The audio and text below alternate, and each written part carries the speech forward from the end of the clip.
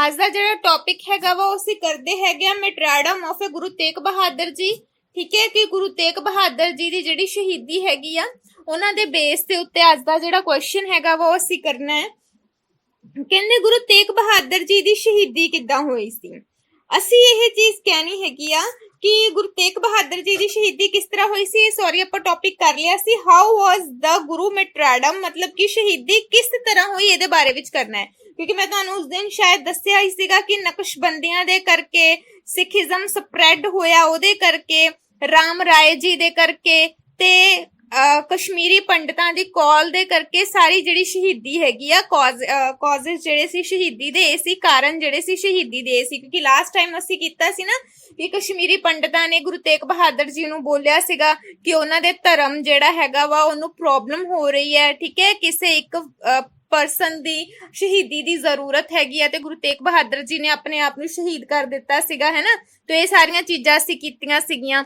ਸੋ ਅੱਜ ਅਸੀਂ ਜਿਹੜਾ ਕਰਨਾ ਹੈਗਾ ਉਹ ਹੈਗਾ ਵਾ ਕਿ ਹਾਊ ਵਾਸ ਦਾ ਗੁਰੂ ਮੈਟਰਾਡਮ, ਕਹਿੰਦੇ ਕਿ ਸ਼ਹੀਦੀ ਕਿਸ ਤਰ੍ਹਾਂ ਹੋਈ ਸੀ। ਠੀਕ ਹੈ, ਕਹਿੰਦੇ ਕਿ ਗੁਰੂ ਤੇਗ ਬਹਾਦਰ ਜੀ ਜਿਹੜੇ ਸੀਗੇ ਉਹ ਆਪਣੇ 3 ਫਰੈਂਡਸ ਦੇ ਨਾਲ, ਠੀਕ ਹੈ, ਉਹਨਾਂ ਦੇ ਜਿਹੜੇ 3 ਸਾਥੀ ਸੀਗੇ, 3 ਸਾਥੀਆਂ ਦੇ ਨਾਮ ਲਿਖ ਲਓ, ਬਾਅਦ ਵਿੱਚ ਪੁੱਛਿਆ ਜਾਏਗਾ ਤਾਂ ਮੈਨੂੰ ਨਾ ਬੋਲਣਾ ਕਿ ਤੁਹਾਨੂੰ ਪਤਾ ਨਹੀਂ ਲੱਗਾ।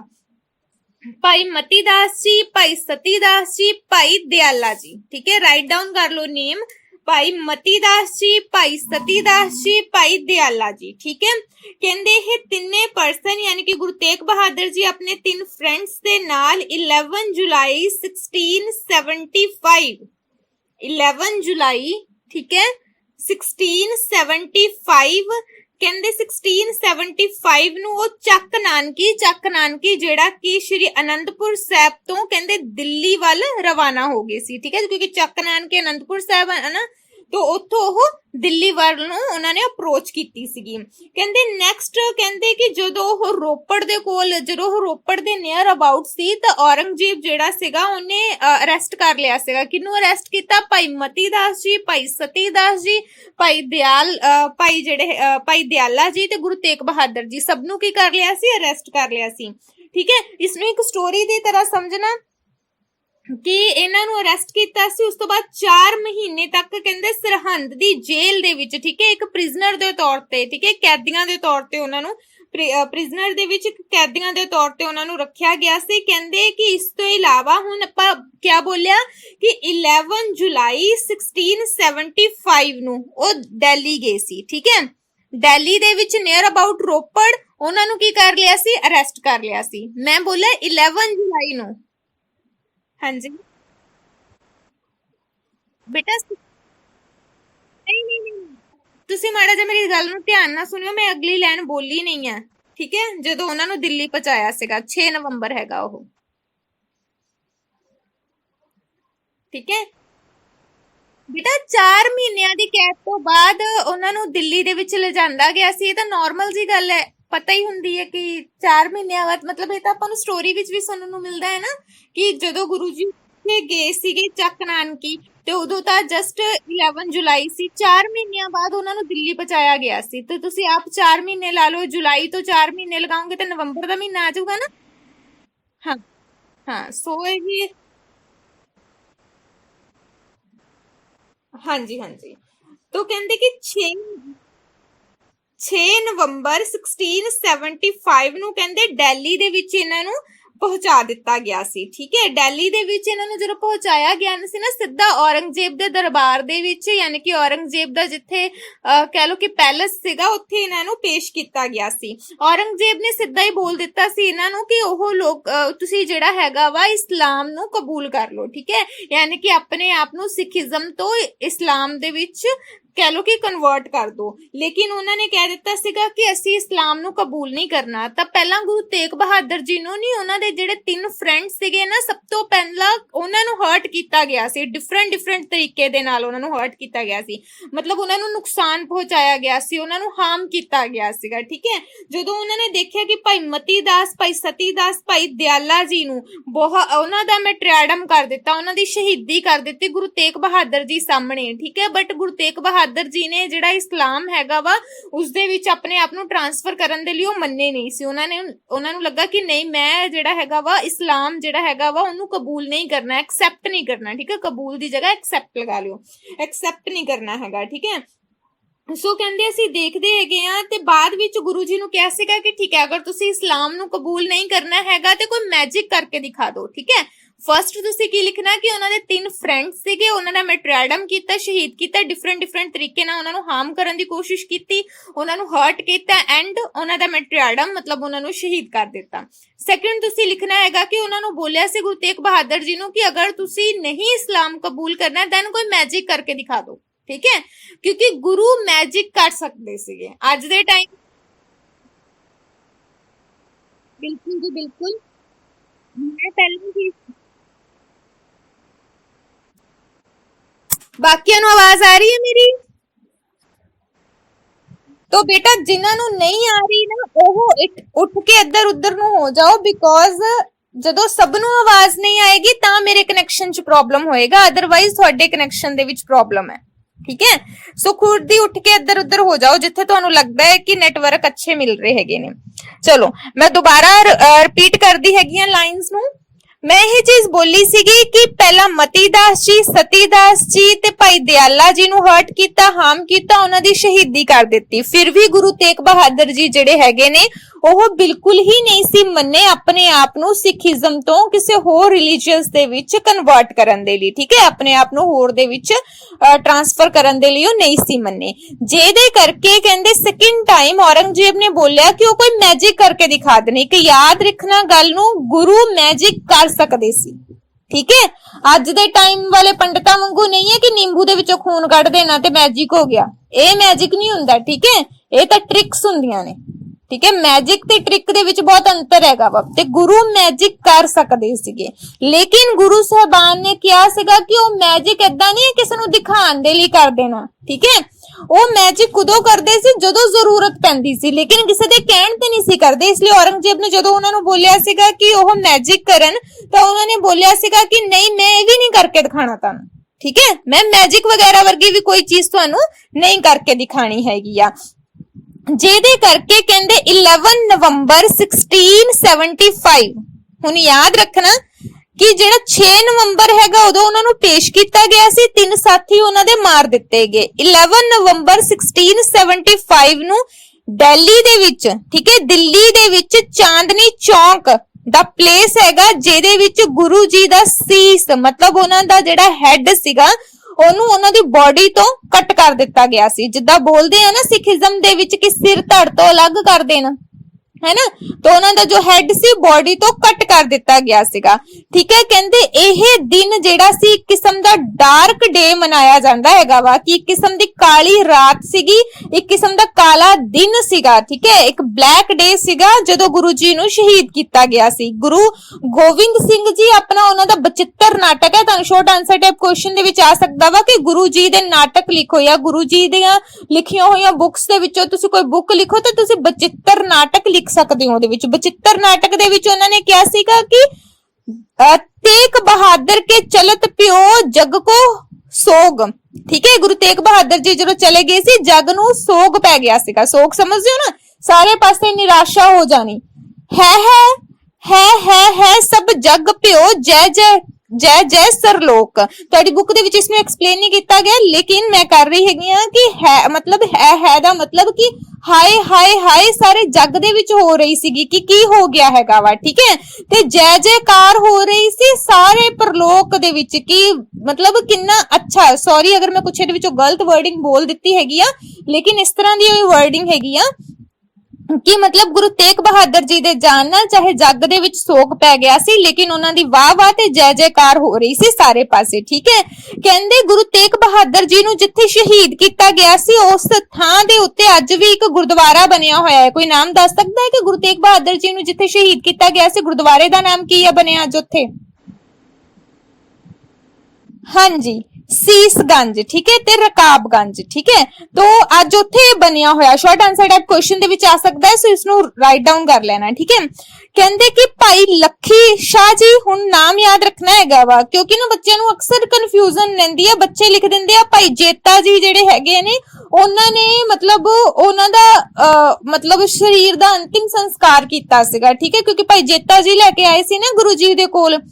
ਤੇ ਯਾਦ ਰੱਖਣਾ ਕਿ ਗੁਰੂ ਜੀ ਦਾ ਸੀਸ ਧੜ ਤੋਂ ਅਲੱਗ ਕੀਤਾ ਗਿਆ ਸੀ, ਯਾਨੀ ਕਿ ਹੈਡ ਅਲੱਗ ਸੀਗਾ, ਬਾਡੀ ਉਹਨਾਂ ਦੀ ਅਲੱਗ ਕੀਤੀ ਗਈ ਸੀ। तो ਜਿਹੜੀ ਉਹਨਾਂ ਦੀ ਬਾਡੀ ਸੀ ਨਾ, ਭਾਈ ਲੱਖੀ ਸ਼ਾਹ ਜੀ ਸੀਗੇ, ਭਾਈ ਲੱਖੀ ਸ਼ਾਹ ਨੇ ਆਪਣੇ ਪੁੱਤਰਾਂ ਦੇ ਨਾਲ ਗੁਰੂ ਜੀ ਦੇ ਸਰੀਰ, ਉਹਨਾਂ ਦੀ ਬਾਡੀ ਨੂੰ ਉਠਾ ਕੇ ਲਿਆਂਦਾ ਸੀਗਾ ਤੇ ਅੰਤਿਮ ਸੰਸਕਾਰ ਦੇ ਲਈ ਉਹਨਾਂ ਨੇ ਕੀ ਕੀਤਾ ਸੀ, ਗੁਰੂ ਜੀ ਨੇ ਬਾਡੀ ਨੂੰ ਆਪਣੇ ਘਰੇ ਰੱਖ ਕੇ ਆਪਣੇ ਘਰ ਨੂੰ ਹੀ ਅੱਗ ਲਗਾ ਦਿੱਤੀ ਸੀ, ਫਾਇਰ ਕਰ ਦਿੱਤਾ ਸੀ ਆਪਣੇ ਘਰ ਨੂੰ। ਇਹ ਚੀਜ਼ ਨੂੰ ਯਾਦ ਰੱਖਣਾ ਹੈਗਾ, ਕਨਫਿਊਜ਼ ਨਹੀਂ ਆਣਾ ਹੈਗਾ ਕਿ ਭਾਈ ਲੱਖੀ ਸ਼ਾਹ ਜੀ ਨੇ ਆਪਣੇ ਪੁੱਤਰਾਂ ਦੇ ਨਾਲ ਮਿਲ ਕੇ ਗੁਰੂ ਜੀ ਦੀ ਬਾਡੀ ਨੂੰ ਲੈ ਕੇ ਆਂਦਾ, ਠੀਕ ਹੈ। ਗੁਰੂ ਜੀ ਨੂੰ ਬਾਡੀ ਨੂੰ ਲਿਆਉਣ ਤੋਂ ਬਾਅਦ ਉਹਨਾਂ ਨੇ ਕੀ ਕੀਤਾ, ਆਪਣੇ ਹੀ ਘਰ ਨੂੰ ਅੱਗ ਲਗਾ ਦਿੱਤੀ ਸੀ ਤੇ ਗੁਰੂ ਜੀ ਦੇ ਇੱਕ ਅੰਤਿਮ ਸ਼ਾਂਤੀ, ਠੀਕ ਹੈ, ਰੈਸਟ ਇਨ ਪੀਸ ਦੇ ਲਈ ਉਹਨਾਂ ਨੇ ਇਹ ਕੰਮ ਕੀਤਾ ਸੀਗਾ।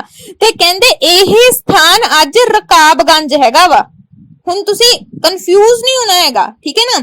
ਤੇ ਕਹਿੰਦੇ ਭਾਈ ਜੇਤਾ ਜੀ ਜਿਹੜਾ ਕਿ ਰੰਗਰੇਟਾ ਇੱਕ ਕਿਸਮ ਦੀ ਕਾਸਟ ਦਾ ਨਾਮ ਹੈ। ਭਾਈ ਜੇਤਾ ਜੀ ਕਹਿੰਦੇ ਜਿਹੜੇ ਕਿ ਰੰਗਰੇਟਾ ਸਭ ਤੋਂ ਨੀਵੀਂ ਕਾਸਟ ਸੀ ਉਸ ਸਮੇਂ, ਠੀਕ ਹੈ। ਰੰਗਰੇਟਾ ਦੀ ਕਾਸਟ ਦੇ ਨਾਲ ਬਿਲੋਂਗ ਕਰਦੇ ਸੀਗੇ। ਕਹਿੰਦੇ ਬੜੀ ਬਹਾਦਰੀ ਦੇ ਨਾਲ ਗੁਰੂ ਸਾਹਿਬ ਦਾ ਜਿਹੜਾ ਸੀਸ ਹੈਗਾ, ਉਹਨਾਂ ਦਾ ਜਿਹੜਾ ਹੈਡ ਹੈਗਾ ਵਾ, ਅਨੰਦਪੁਰ ਸਾਹਿਬ ਲੈ ਕੇ ਆਏ ਸੀਗੇ ਤੇ ਗੁਰੂ ਗੋਬਿੰਦ ਸਿੰਘ ਜੀ ਦੇ ਕੋਲ ਉਹਨਾਂ ਨੂੰ ਪਹੁੰਚਾ ਦਿੱਤਾ ਸੀਗਾ।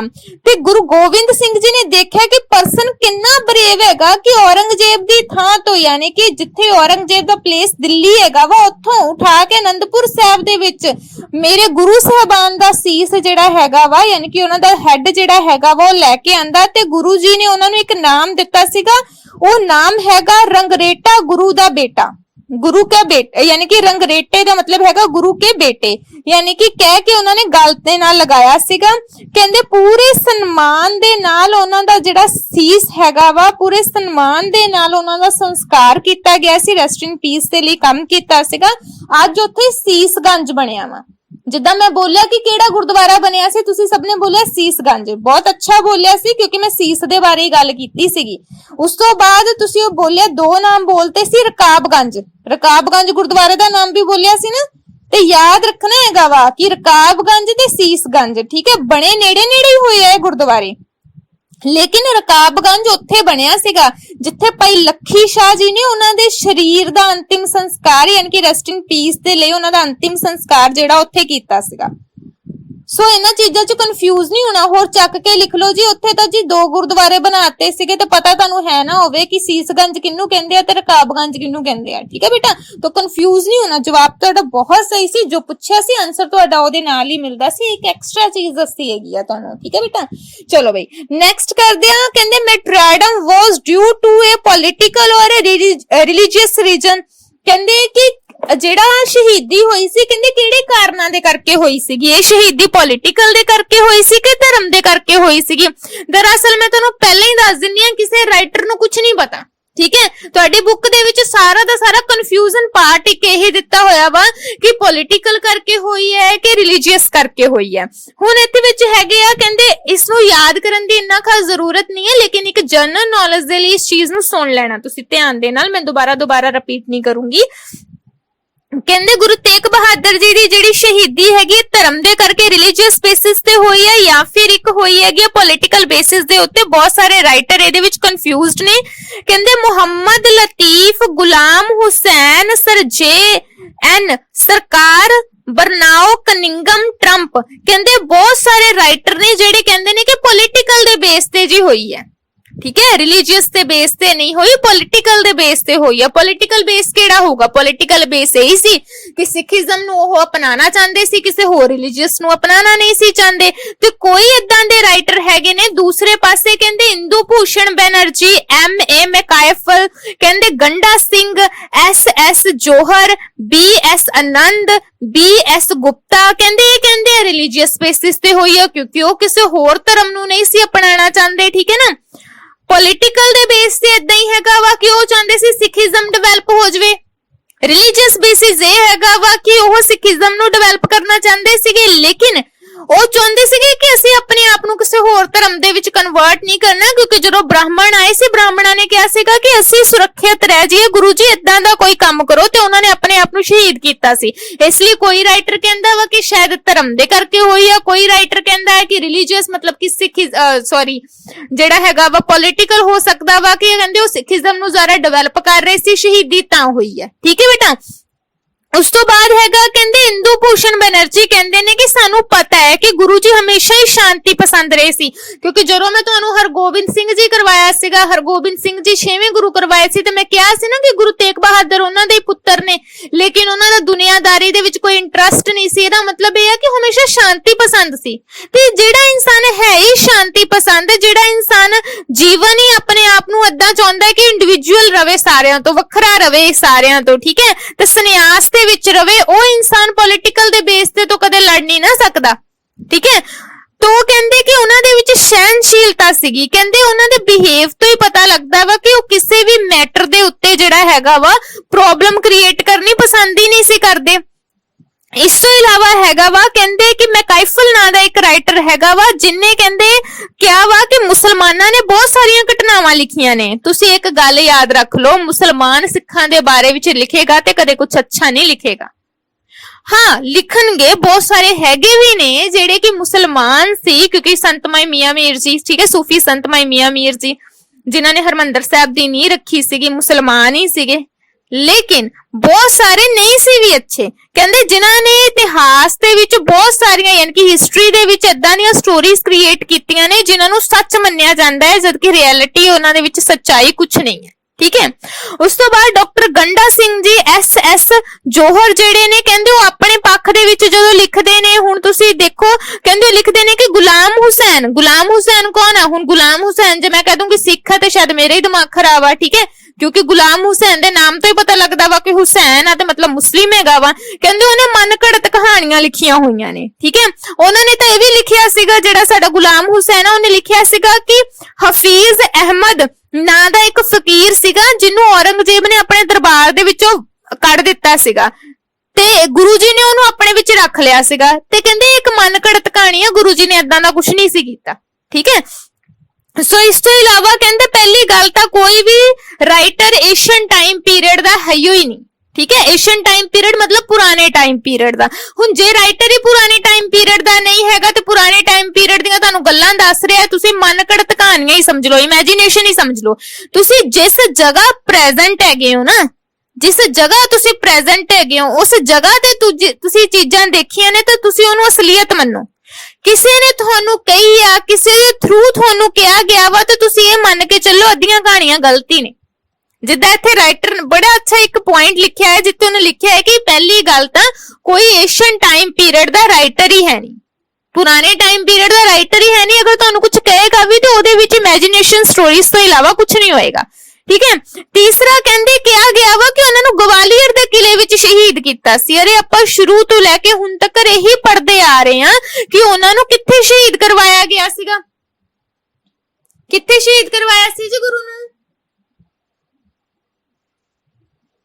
ਪੁੱਤਰ ਜੀ ਦਿੱਲੀ ਦੇ ਚਾਂਦਨੀ ਚੌਂਕ 'ਚ। ਠੀਕ ਹੈ। ਉਸ ਤੋਂ ਬਾਅਦ ਜਿਹੜਾ ਹਫੀਜ਼ ਹੈਗਾ ਵਾ ਉਹ ਲਿਖਦਾ ਹੈਗਾ ਜੀ ਉਹਨਾਂ ਨੂੰ ਗਵਾਲੀਅਰ ਦੇ ਕਿਲੇ ਦੇ ਵਿੱਚ ਸ਼ਹੀਦ ਕਰਵਾਇਆ ਗਿਆ ਸੀ, ਤੇ ਆਪਣੇ ਆਪ ਹੀ ਮੰਨ ਕੇ ਚੱਲੋ ਨਾ ਕਿ ਸਟੋਰੀ ਗਲਤੀ ਲਿਖੀ ਗਈ ਹੈ ਨਾ। ਸੋ ਇਸ ਤਰ੍ਹਾਂ ਕਹਿੰਦੇ ਡਿਫਰੈਂਟ ਰਾਈਟਰ ਜਿਹੜੇ ਹੈਗੇ ਨੇ ਉਹ ਆਪਣੀ ਵੱਖਰੀ ਟਾਈਪ ਦਿੰਦੇ ਨੇ ਕਿ ਗੁਰੂ ਜੀ ਨੂੰ ਸ਼ਾਇਦ ਏਦਾਂ ਸ਼ਹੀਦ ਕੀਤਾ ਗਿਆ ਸੀ। ਉਸ ਤੋਂ ਬਾਅਦ ਸਿਗਨੀਫੀਕੈਂਸ ਆਫ ਦਾ ਮੈਟਰੀਆਡਮ, ਕਹਿੰਦੇ ਸ਼ਹੀਦੀ ਦੀ ਮਹੱਤਤਾ ਦੱਸੋ। ਕੁਐਸਚਨ ਬਹੁਤ ਇੰਪੋਰਟੈਂਟ ਹੈ, ਅਕਸਰ ਆ ਵੀ ਜਾਂਦਾ ਹੈਗਾ ਵਾ। ਠੀਕ ਹੈ।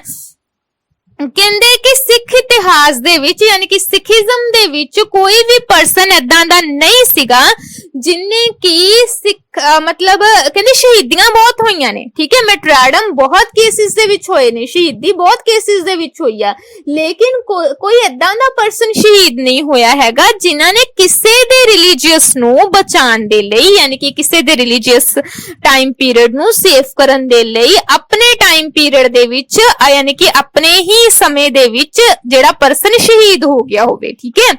ਚਾਹੁੰਦੇ ਤਾਂ ਉਹ ਸਿੱਖੀਜ਼ਮ ਦੇ ਲਈ ਸ਼ਹੀਦ ਹੁੰਦੇ, ਲੇਕਿਨ ਉਹ ਕਿਹਦੇ ਲਈ ਸ਼ਹੀਦ ਹੋਏ?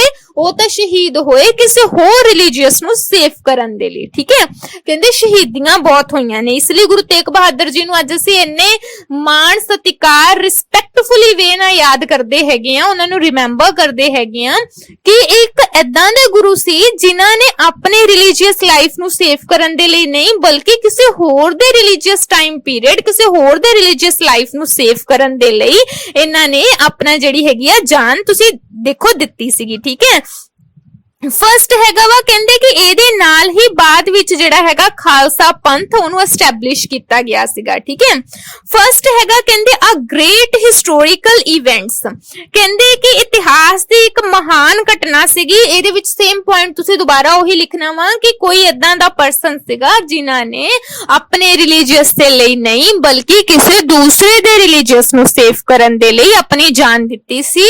ਇਸੇ ਕਰਕੇ ਤਾਂ ਗੁਰੂ ਜੀ ਨੂੰ ਹਿੰਦ ਦੀ ਚਾਦਰ ਕਿਹਾ ਜਾਂਦਾ ਵਾ। ਠੀਕ ਹੈ, ਪੰਜਾਬੀ ਇੰਗਲਿਸ਼ ਹਿੰਦ ਦੀ ਚਾਦਰ ਮਤਲਬ ਹਿੰਦ ਦੀ ਚਾਦਰ। ਸ਼ਾਰਟ ਆਨਸਰ ਟਾਈਪ ਕੁਐਸਚਨ ਵਿੱਚ ਆਏਗਾ ਕਿ ਕਿਹੜੇ ਗੁਰੂ ਨੂੰ ਹਿੰਦ ਦੀ ਚਾਦਰ ਬੋਲਿਆ ਜਾਂਦਾ ਵਾ, ਤੇ ਤੁਸੀਂ ਲਿਖਣਾ ਹੈ ਦਾ 9th ਗੁਰੂ।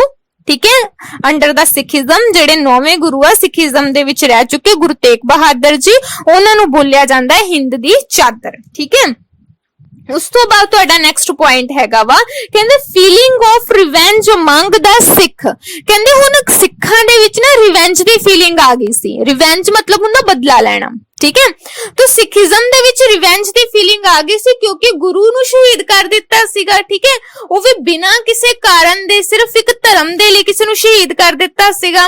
ਸੋ ਕਹਿੰਦੇ ਕਿ ਬਾਕੀ ਸਾਰੇ ਸਿੱਖਾਂ ਦੇ ਵਿੱਚ ਹੁਣ ਅਗਰੈਸ਼ਨ ਆ ਗਿਆ ਸੀ, ਉਹਨਾਂ ਦੇ ਉਹ ਇੱਕ ਕਿਸਮ ਦੇ ਬਰੇਵ ਹੋ ਗਏ ਸੀਗੇ। ਦੁਬਾਰਾ ਤੋਂ ਉਹਨਾਂ ਦੇ ਵਿੱਚ ਇੱਕ ਐਨਲਾਈਟਮੈਂਟ ਗਿਆਨ ਆ ਗਿਆ ਸੀਗਾ ਕਿ ਉਹ ਚਾਹੁੰਦੇ ਸੀਗੇ ਕਿ ਹੁਣ ਸਿੱਖੀਜ਼ਮ ਨੂੰ ਪ੍ਰੋਟੈਕਟ ਕਰਨ ਦੇ ਲਈ ਬਜਾਏ ਕਿ ਅਸੀਂ ਸਾਰੇ ਜਾਣੇ ਆਪਸ ਦੇ ਵਿੱਚ ਮਿਲ ਕੇ ਕਿਸੇ ਵੀ ਤਰ੍ਹਾਂ ਦੀ ਕੋਈ ਕਨਵਰਸੇਸ਼ਨ ਕਰੀਏ, ਇਸ ਤਰ੍ਹਾਂ ਪ੍ਰੋਬਲਮ ਦਾ ਸੋਲੂਸ਼ਨ ਨਹੀਂ ਹੋ ਪਾਣਾ ਬਲਕਿ ਸਾਨੂੰ ਵੈਪਨ ਦੇ ਥਰੂ ਜਿਹੜੇ ਮੁਗਲ ਹੈਗੇ ਆ ਉਹ ਸਾਡੇ ਉੱਤੇ ਜਿਸ ਤਰ੍ਹਾਂ ਦਾ ਵੀ ਜੋ ਸਾਨੂੰ ਐਕਸਪਲੋਇਟ ਕਰ ਰਹੇ ਹੈਗੇ ਆ, ਜੋ ਸਾਡੇ ਤੇ ਬਲੱਡਸ਼ੈਡ ਕਰ ਰਹੇ ਹੈਗੇ, ਉਸ ਨੂੰ ਖਤਮ ਕਰਨ ਦੇ ਲਈ ਸਾਨੂੰ ਉਹਨਾਂ ਦੇ ਉੱਤੇ ਅਟੈਕ ਕਰਨਾ ਪੈਣਾ ਵਾ।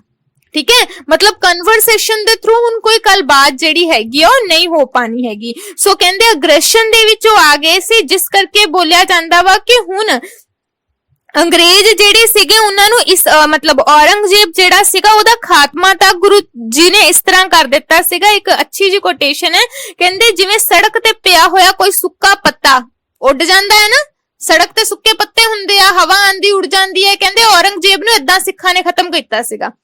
ਮਤਲਬ ਈਜ਼ੀਲੀ ਵੇ ਦੇ ਨਾਲ ਉਹਨੂੰ ਖਤਮ ਕਰਤਾ ਸੀਗਾ। ਮੈਂ ਤੁਹਾਨੂੰ ਇੱਕ ਹੋਰ ਚੀਜ਼ ਦੱਸਦੀ ਹਾਂ, ਕੋਈ ਪਰਸਨ ਏਦਾਂ ਹੁੰਦਾ ਜਿਹਦਾ ਲਿਖੀ ਹੋਈ ਚੀਜ਼ ਦੇ ਨਾਲ ਵੀ ਰੋਣ ਲੱਗ ਜਾਂਦਾ ਹੈ, ਤੇ ਕੋਈ ਪਰਸਨ ਏਦਾਂ ਦਾ ਹੁੰਦਾ ਵਾ ਜਿਹਨੂੰ ਤੁਸੀਂ ਸੁਣਾ ਦੋ ਕਿ ਉਹਦੇ ਨਾਲ ਆਹ ਘਟਨਾ ਹੋਈ ਹੈ, ਉਹ ਤਾਂ ਵੀ ਨਹੀਂ ਰੋਂਦਾ, ਹੈ ਨਾ।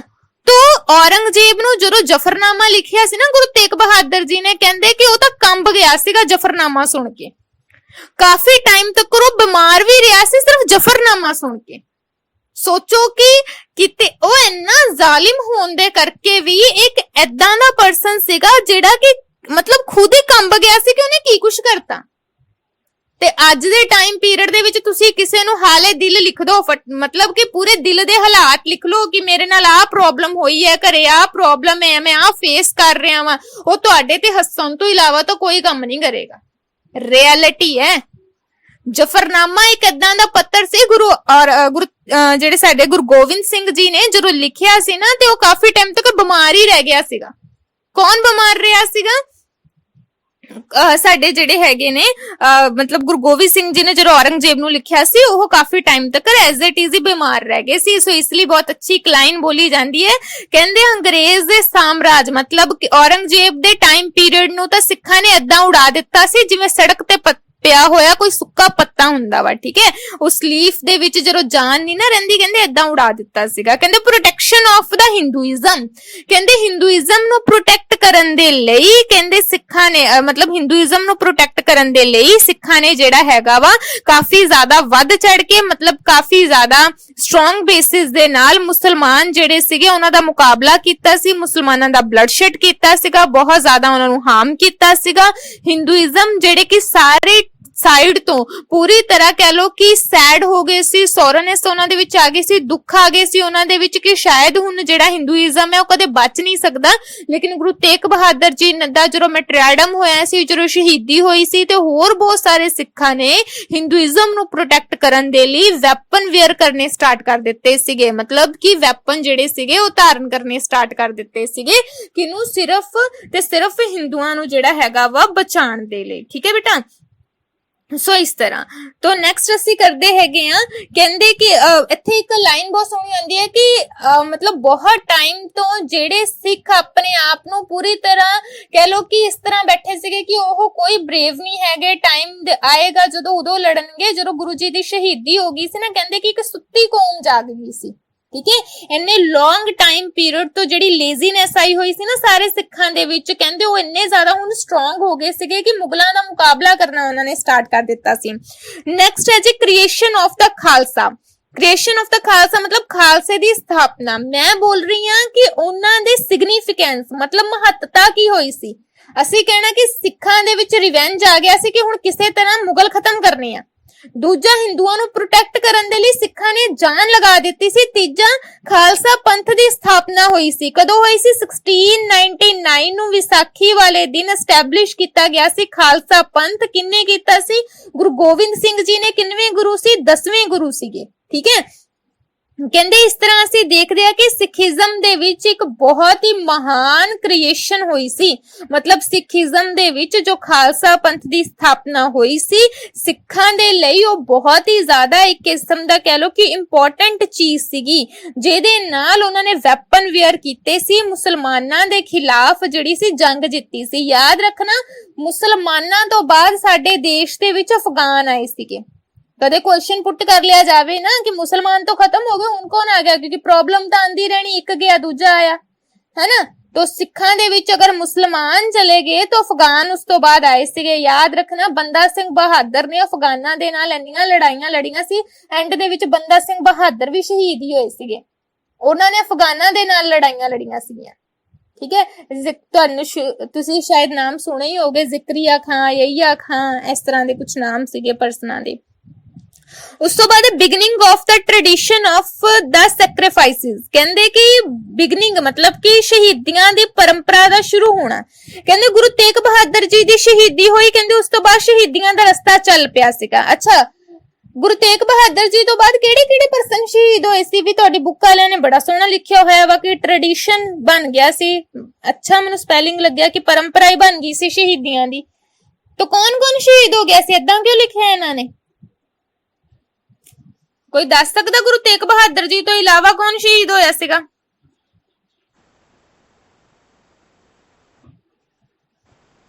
ਹਾਂਜੀ ਹਾਂਜੀ,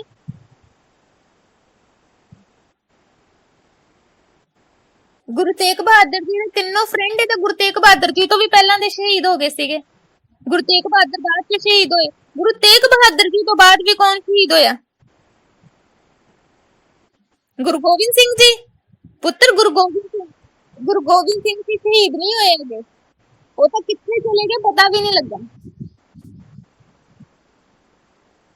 ਹਾਂਜੀ ਹਾਂਜੀ, ਬੋਲੋ ਬੋਲੋ। ਠੀਕ ਹੈ, ठीक है। युवराज भी बोल रहे, अपरन भी बोल रही, हरमन भी बोल रही, कनिका भी बोल रही।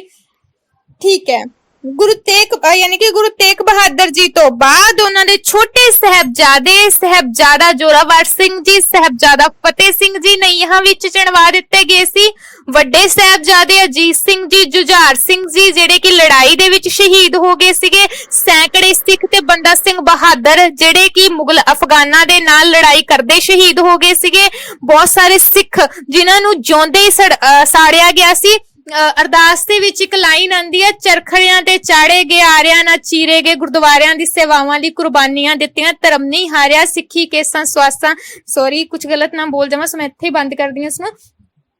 ਤੋ ਕਹਿੰਦੇ ਆਪਾਂ ਬੋਲਦੇ ਹੈਗੇ ਆ ਨਾ, ਗੁਰਦੁਆਰੇ ਵਿੱਚ ਪਾਠੀ ਸਾਹਿਬ ਜੀ ਬੋਲਦੇ ਹੁੰਦੇ ਆ ਕਿ ਚਰਖੜਿਆਂ ਤੇ ਚਾੜੇ ਗਏ, ਆਰਿਆਂ ਨਾ ਚੀਰੇ ਗਏ, ਗੁਰਦੁਆਰਿਆਂ ਦੀ ਸੇਵਾਵਾਂ ਲਈ ਕੁਰਬਾਨੀਆਂ ਦਿੱਤੀਆਂ, ਧਰਮ ਨਹੀਂ ਹਾਰਿਆ। ਇਹਦਾ ਮਤਲਬ ਕੀ ਹੈ? ਜਿਹੜੀਆਂ ਇਹ ਕੋਟੇਸ਼ਨਾਂ ਹੁੰਦੀਆਂ ਨਾ, ਇਹ ਨਾ ਸੋਚੋ ਮੈਡਮ ਕਿੰਨੀ ਪੰਜਾਬੀ ਬੋਲਦੇ ਪਏ ਆ, ਕਿੰਨੀ ਟਿਪੀਕਲ ਪੰਜਾਬੀ। ਇਸ ਤਾਂ ਜੀ ਇੰਗਲਿਸ਼ ਮੀਡੀਅਮ ਰੱਖੀ ਆ ਪੁੱਤਰ, ਗੁਰੂ ਗ੍ਰੰਥ ਸਾਹਿਬ ਨੂੰ ਇੰਗਲਿਸ਼ 'ਚ ਨਹੀਂ ਲਿਖਿਆ ਗਿਆ। ਜੇ ਮੈਂ ਪੰਜਾਬੀ ਇੰਨੀ ਬੋਲੀ ਆ ਨਾ ਕਿ ਚਰਖੜਿਆਂ ਤੇ ਚੜੇ ਆਰਿਆਂ ਨਾ ਚੀਰੇ ਗਏ, ਤੇ ਜਿੱਦਾਂ ਤੁਸੀਂ ਮੈਸੇਜ ਟਾਈਪ ਕਰਦੇ ਆ ਨਾ, ਇਹਨਾਂ ਨੂੰ ਏਦਾਂ ਹੀ ਲਿਖਣਾ ਪੈਣਾ ਵਾ। ਇਹਨਾਂ ਨੂੰ ਕੋਈ ਇੰਗਲਿਸ਼ ਵਰਡ ਵਿੱਚ ਕਨਵਰਟ ਨਹੀਂ ਕੀਤਾ ਗਿਆ, ਠੀਕ ਹੈ। ਤੋ ਇਹਨਾਂ ਨੂੰ ਏਦਾਂ ਹੀ ਲਿਖਣਾ ਪੈਣਾ ਵਾ। ਅਰਦਾਸ ਨੂੰ ਜ਼ਰੂਰ ਸੁਣਨਾ ਤੁਸੀਂ।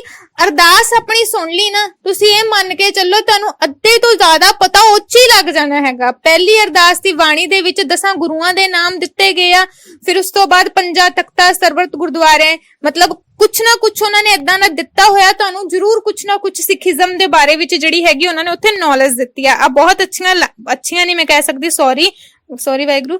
ਤੇ ਮਤਲਬ ਉਹਨਾਂ ਨੇ ਦੱਸਿਆ ਹੋਇਆ ਵਾ ਕਿ ਚਰਖੜਿਆਂ ਤੇ ਪਰਸਨ ਚਾੜੇ ਸੀਗੇ, ਆਰਿਆਂ ਨਾਲ ਚੀਰੇ ਸੀ। ਕੌਣ ਸੀ? ਇਹ ਸਾਰੇ ਸਿੱਖੀ ਸੀ ਜਿਨ੍ਹਾਂ ਨੂੰ ਇੰਨੀਆਂ ਕੁਰਬਾਨੀਆਂ ਦੇਣੀਆਂ ਪਈਆਂ ਸੀ, ਠੀਕ ਹੈ ਨਾ। ਕਈ ਵਾਰੀ ਤਾਂ ਬੱਚਿਆਂ ਦੇ ਗਲ ਕੱਟ ਕੇ, ਹਨਾ, ਉਹਨਾਂ ਦੀਆਂ ਉਂਗਲਾਂ ਕੱਟ ਕੇ, ਉਹਨਾਂ ਦੀਆਂ ਮਾਲਾਂ ਬਣਾ ਕੇ ਮਾਵਾਂ ਦੇ ਗਲਿਆਂ 'ਚ ਪਾ ਦਿੱਤੀਆਂ ਜਾਂਦੀਆਂ ਸੀ। ਮੁਗਲ ਇੰਨੇ ਜ਼ਿਆਦਾ ਭੈੜੇ ਸੀਗੇ।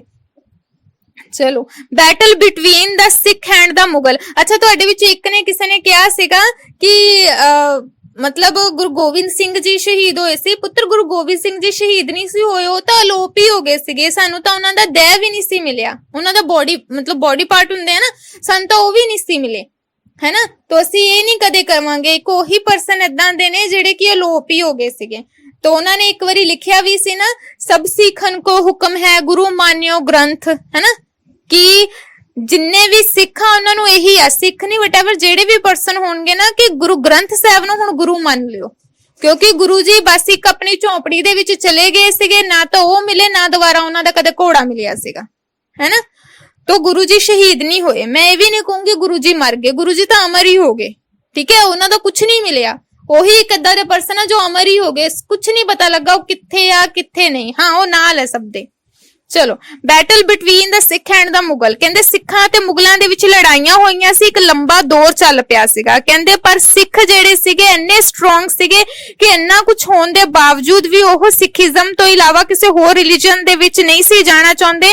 ਕਹਿੰਦੇ ਇਤਿਹਾਸ ਦੇ ਵਿੱਚ ਉਹ ਇੰਨੇ ਜ਼ਿਆਦਾ ਬਹਾਦਰ ਰਹੇ ਸੀਗੇ ਕਿ ਉਹਨਾਂ ਦੀ ਬਹਾਦਰੀ ਨੇ ਮੁਗਲ ਟਾਈਮ ਪੀਰੀਅਡ ਦੇ ਲੋਕ, ਮੁਗਲ ਟਾਈਮ ਪੀਰੀਅਡ ਦੀਆਂ ਜੋ ਵੀ ਉਹਨਾਂ ਨੇ ਘਟੀਆ ਤੋਂ ਘਟੀਏ ਜਿਹੜੇ ਕੰਮ ਹੈਗੇ ਨੇ ਕੀਤੇ ਨੇ, ਕਹਿੰਦੇ ਟੋਟਲੀ डिस्ट्रॉय कर दिते सी।